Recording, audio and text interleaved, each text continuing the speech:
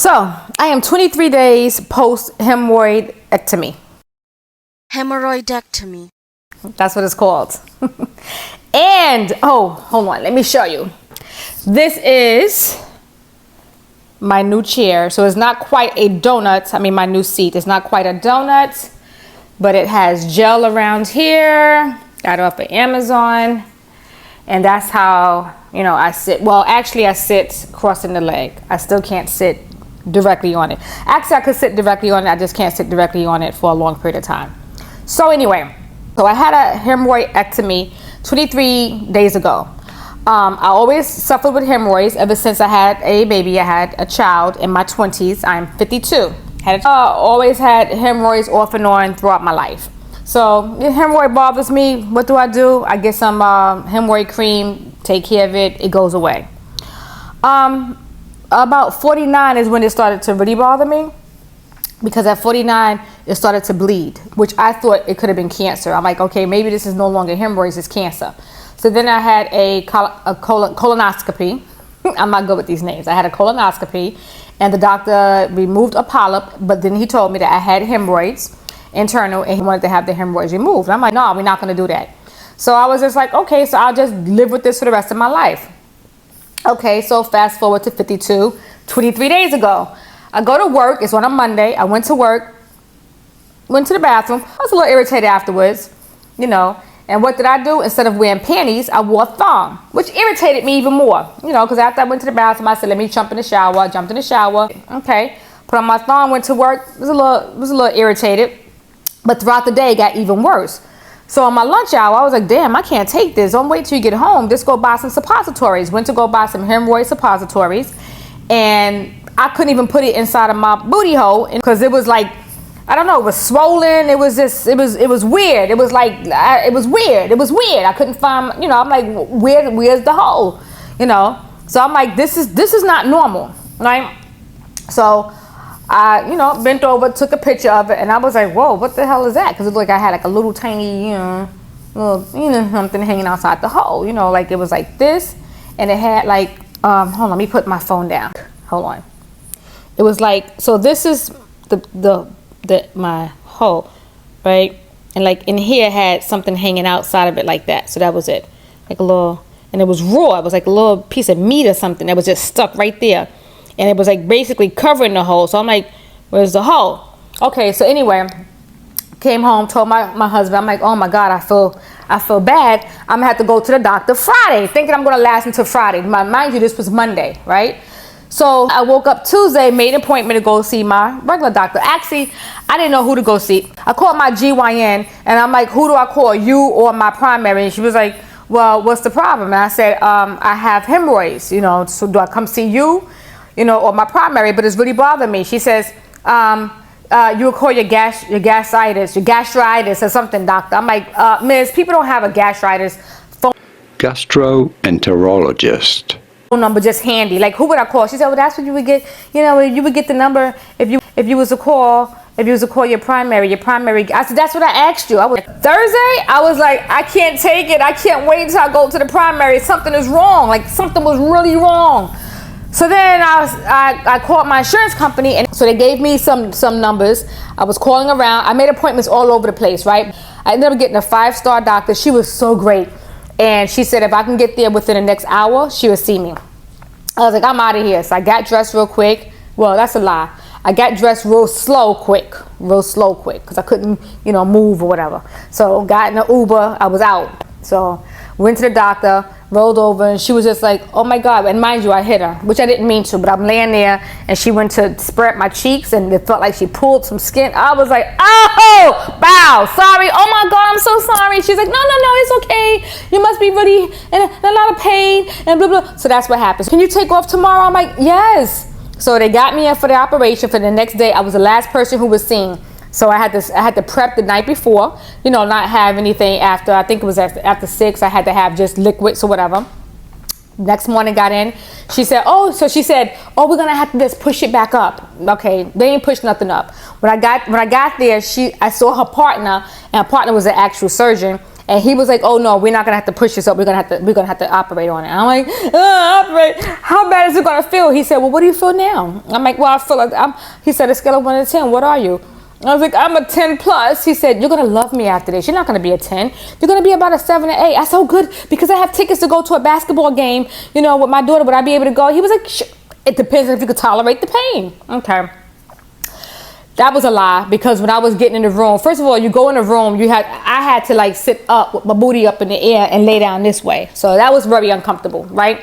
But whatever. I'm like, you sure I'm gonna be able to go to the basketball game? He's like, yeah, don't worry about it. The person who was giving me the anesthesia, she's like, oh, he's lying to you. You're not gonna go to no game. If you got tickets to a game, sell it. I said, why would you say that? He just said I would. And I looked at the doctor. I was like, am I gonna be able to go? He said, well, you know, we'll see. You know, it depends. Whatever. Okay, so have the operation. They put me under. Had it at 4 o'clock, so I had a headache. Woke up. Mouth was dry as fuck. They gave me some animal crackers. Almost choked in the first one because I didn't have no saliva in my mouth. I asked for water. The water got stuck in the mouth, like they turned the animal crackers into peanut butter. You know, and I'm like, oh, why am I feeling like this? But I felt good because I was on my butt. I'm like, okay, well, I'm able to lay on my butt, so maybe I might feel a little bit better, you know, in a couple of hours. So when I asked the doctor, I'm like, oh, you know, he came in. He's like, how you feel, Miss? Blah, blah, blah. So I said, oh, you think I'm going to be able to go to the... He's like, no. I said, oh, you know, still groggy, so you really can't get on like you want to. So whatever. So he said, you feel like this, like you feel pretty decent because that's the anesthesia still in your body. We want to try to get you out of here so you can get to the drugstore and get your pain pills, which made me nervous. Like, whoa, so how bad is this going to feel? Okay. So that's that. We leave out the hospital. My husband picked me up. We leave out the hospital. We go to the drugstore. We dropped off the paper. So I was supposed to be getting, I think it was Prosat. It was something that started with a P. So it wasn't Oxy, but it was Pro something, right? Cassette. We went home for a couple hours. I called them a few times because I'm starting to feel the pain now. You know, a couple hours into it, I'm like, whoa, I feel something starting to, you know. So he calls the hospital. We called the drugstore, and the drugstore was just like, it's not ready yet. About 10 o'clock, they text, I'm in excruciating pain. I'm like past a 10. So I went in I went in a plus 10, which was maybe about 11. Now I'm at a 20, right? So they said, you can come and pick up your prescription. So it was supposed to be the pain pills and whatever they give you for infection. So he went in there, he went to go get the pills, and they said, oh, we already gave the other one. Wait, no, you already filled the other one, right? So he's like, filled the other one? What do you mean? So all they had was the pills that was for the infection. So he was pissed. He starts, you know, he was just like all over the place. Like, how my wife's home in pain, and you telling me that we don't have a prescription because it was already filled, but who filled it when we gave it to you? Blah, blah, blah. He comes back in the house, and I'm like, did you get the pills? And he's like, no, I didn't get the pills. Yeah, the pharmacist said blah, blah, blah. And I was like, well, just give me the other pills. He gave me the other pills. And I took those. And I'm like, so what did you get? Did you get any Tylenol? Did you get any Motrin? He said, nah, I didn't get nothing from that drugstore. I wasn't going to buy nothing from them after that. I was like, what? You're joking, aren't you? Okay. He runs out the door. He got some Oxy too. Okay, so when he came back in the house, and I'm funny about stuff like that, I was like, give me the drugs. He gave me the Oxy. Mouth was dry. She told him that I needed to drink a lot of water. He called somebody else in his family who's a nurse, and she's like, make sure she drinks a lot of water. She got to stay hydrated, especially if she taking Oxy. Mind you, my mouth was horrible. It felt dry as right? So I'm drinking water, and all it's doing is going on my stomach, and my stomach is just getting bigger and bigger. What happened after that? So the pain was good now, because now I'm like in la la land. I went to sleep, maybe it's about 11:30, 12 o'clock. I'm like in la la land. I woke up at 1 o'clock feeling nauseous, run to the bathroom, can't throw up. Mind you, I had no food on my stomach except for those animal crackers that they tried to give me. So, because I had no appetite. So they gave me the no. So I tried to throw up, but couldn't throw up. And when I was leaving out the bathroom, it automatically came up, so I had to turn it back around to get into the toilet, right? I throw up, and when I threw up, now mind you, they got gauze and tape, you know, in my butt, you know. So when that happened, something went out my butt, right? And it couldn't go anywhere because I had the tape in my butt. And I was like, oh God, what was that? It felt like I had pulled my stitches. I pulled the tape off. I eased the gauze out. It was just wet. Just water or whatever liquid came out. It wasn't like, there was nothing on my stomach. So now that's off. I can't pee except for little tricklets, like bleep, bleep, bleep, bleep, bleep, and that's it, right? So I felt much better when I threw up, though. It was like, go back in the room. I'm like, honey, I need me another oxy. He's like, no, I just gave you one. I'm like, I know, but I just threw up and my butt hurt, and I took the thing out and it's starting to hurt more. And I'm like, I need another. He's like, yeah, I can't. You got to wait until 6 hours. I'm like, how many hours is it? He's like, 3. I'm like, it's only 3. So from 3 to 6 o'clock, I had to wait, right? So I'm in the bed. I'm waiting. I couldn't sleep. I woke up. I mean, I sat up, well, as much as I could. I would get out the bed. I crawled out the bed. I would stand around. I would go back to the bathroom. Couldn't pee. Drink a little water. I was just horrible for those 3 hours. Horrible. So then he ended up calling another friend that he had that was a pharmacist. Oh, she was a godsend.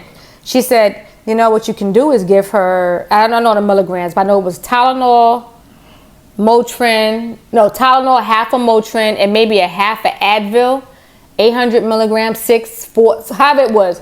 And she said it won't make her go to sleep, but it'll get rid of the pain.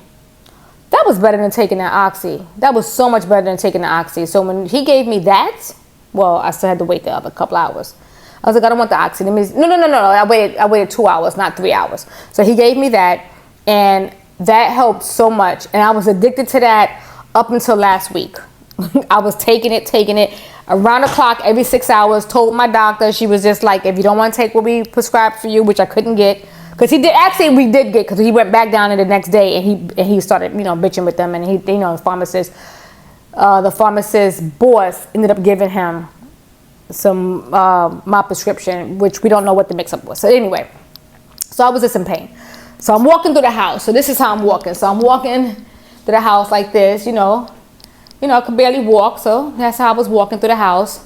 Cause you can't walk, you can't put your legs, you can't spread the legs out. You gotta be able to, when it was time for me to sit down, right? I had to always sit, like this at a side angle, and that wasn't even at the beginning. So this is like maybe 2 weeks into it. I would sit a little bit at the side. I would be able to cross the leg a little bit like that, right? So that's how I used to sit. That's how I was sitting down. But the majority of my healing was basically me on my side in the bed and on my stomach. So I'm not healing. I remember calling a doctor day 17, and I'm like, yo, like, this is day 17. I'm watching other people's YouTube. I'm watching other stuff on online, and I'm like, I should be feeling so much better day 17, and I still wasn't. I was feeling just a little bit better. My pain on the scale of 1 to 10 may have been about a 17 days into it, right? I'm like, this doesn't work. And I was walking the stairs, right? Slowly. I would walk outside. I was doing what they said to do, right? I was watching my diet. It felt like I was watching the diet. Even when it was loose, which it was always loose, because I used to wake up, made sure I had warm water with lemon. Then I would have my coffee. I would put the fiber meal inside of it. The fiber has no taste, but it takes a while for fiber to go through your body.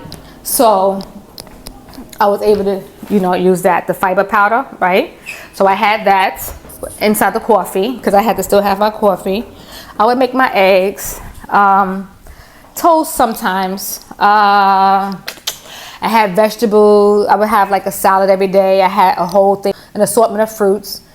Then I would have my dinner at nighttime, maybe a protein and some veggies, and then I would have, what is that? Not cranberry. What is that called? Every night. And I still do it. This is probably something I'm going to keep up with, but I'm going to probably take it a little earlier than the nighttime. Prune juice. That was it. I would have the prune juice. I would heat it up, put some cinnamon in it to help the taste a little bit. And so I would, do that every night so that when I wake up, I would be able to go. So I never had to really take pills. Well, I took pills once or twice to help me go to the bathroom. If I thought I ate a little bit too much that day. So every day that I did go to the bathroom, no matter how soft the doodle came out, it was like I was porcupines was coming out of my booty hole. That's what it felt like porcupines. It didn't feel nice and smooth. It felt like it was like this coming out coming out. It felt like they gave me this much room for it to come out. Like this, hold on. So it felt like, hold on. So this is the hole, right? And you know, it's nice and loose, but it got to get through all of that. So it felt like it was doing like this, you know, even though it was soft. That's what it felt like every morning. Every morning I would sit there and brace like, and I would have my foot on a stool, to have a little footstool, because when your legs are up like this, it helps you to go a little easier. So I would have my foot in the stool, you know, grabbing hold to the doorknob, because the door would open this way. So that's how I was feeling like up until that last week. Last week it just seemed like one day I woke up and I just went from a 7 to now maybe a 4, 3 or 4. Only because I still have the stitches. He said it's going to dissolve. I don't know when that's going to happen. He said a couple of months. I never heard it just taking a couple of months. But anyway, and it's still a little swollen down there. So let me just say this real quick. Let me just tell you what helped me, because when I called my doctor on day 17 and I was like, I don't understand why I'm not feeling better. She was just like, oh, you know, some people just slow healers and maybe that's just what you are, you know, but just keep doing what you're doing, you know, blah, blah, blah. So I went back to the doctor for a second, you know, a checkup. They checked it, like everything is healing fine. I'm like, yeah, but it don't feel like it. Okay. So I have a friend who's a nurse. Well, she's a PA. So anyway, I spoke to her and I'm like, why didn't I speak to her from the very beginning? She said what I was doing wrong. They tell you to take to take hot baths, right? Hot sitz baths. First of all, I couldn't take that little sitz tub because a sitz tub, oh my God, how is your butt supposed to fit in a sitz bathtub? That's uncomfortable, which caused me on top of that to have a yeast infection, because anytime I always made sure I was clean. That's one. Anytime I cleaned myself, I couldn't wipe it. I always got in the shower and used the shower head and got in there real good, sitting my booty up in front of the fan, let it fan off like this, and then put my stuff on, because you're supposed to stay dry, right? So let me tell you, number one, she said, stop taking hot baths. If you want to take a warm bath, a warm sitz bath, take a warm sitz bath. Do not take a hot sitz bath. Number two, let me tell you what else I did. Because let me tell you, a lot of stuff that she told me helped that they don't tell you. And I think that, okay, two, she said, anytime I'm going to the bathroom, right, and I got to clean myself, to use the saline, right? Forget the sitz. The sitz bath is only for whenever you're in the bathtub, right? So when you're in the bathtub, to use this. Pour this, right? So this is sodium chloride, whatever. I don't know. It's just real good water. It's just stir water, right? So I would take that. I bought this online, right? Hold on. So I bought this online, right? Wait, hold on. Camera is off because I'm trying to get all of this out. I bought this online, right? So this actually helps you. So when I'm in I'm in the toilet, I put it, you know, here and squirt it, shh, and all the water squeezes out of it. And the harder you squeeze it, the better it is, because it can clean you out. It really cleans you out. Like the shower head cleans you, but this is good because it has pressure right there, right? So you just squeeze it, right? So that's what I use. So now she said to use this at least 2 or 3 times a day, right? So I take my warm sitz bath in a regular bathtub, not that little tub that they give you. Where is it? That I put in the closet. I should have threw it out, but not that little tub. Sit in a regular warm water bathtub and use your sitz bath. Hold on. So the sitz bath or Epsom salt, because I have used Epsom salt, but this is the sitz bath, right? So I pour some of this in the bathtub. I sit in regular water daily, once a day. I wake up, I have my shower, then I run the water real quick, sit there for about 5 or 10 minutes, and then I get out, right? And then before I get dressed, I use that little Badac or whatever that's called. Bidet. Right?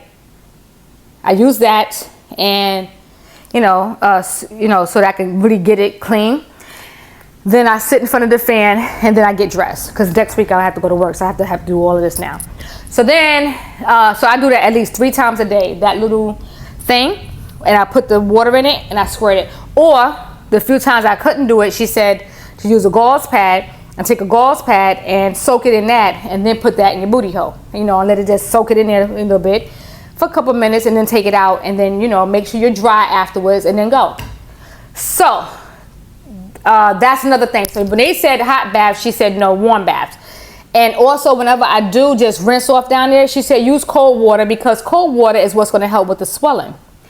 And and what else she told me? So I'm wearing panties to bed because I was having leakage. You know, you leaking because, you know, you got pus, you're healing. You know, she was like, hell no. If you're in the house and you took your shower, you did everything, leave it out, let it air. She said you need the air so that it can help it to dry up. So I would just be, sitting on the couch, just chilling, and now, so it can, sometimes I had like paper that's, it got a fan, trying to keep it dry. But when she told me these things, just those little things, the change the temperature of the sitz bath.